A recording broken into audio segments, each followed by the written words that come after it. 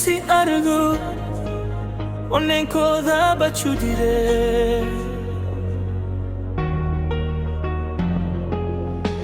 Ija kee keessatti addunyaa hara arge akkuma dubarii naaf baate.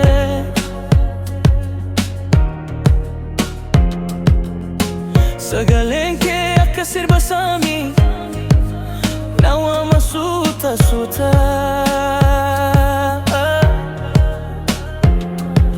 Maqaan kee yeroo waamu qalbiin koo ni bohaara. Kiisee suuta ka'ii si waliin ta'uun gammachuu koo akka bishaan deebuu baasu.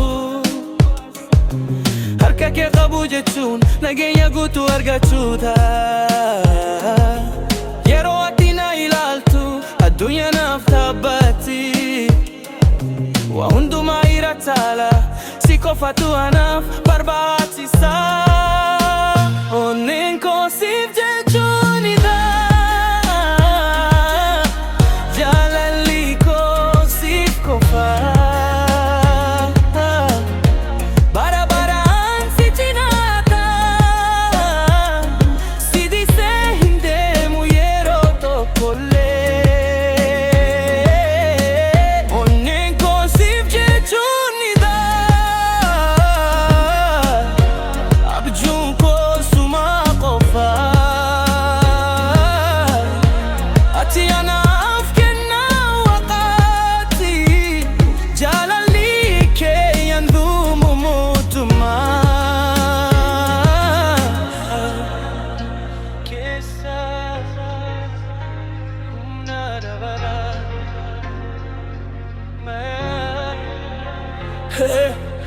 Yoo ati na bira jirtu gaddaan na hin tuqu. Ifni kee karaa koo ifa godha.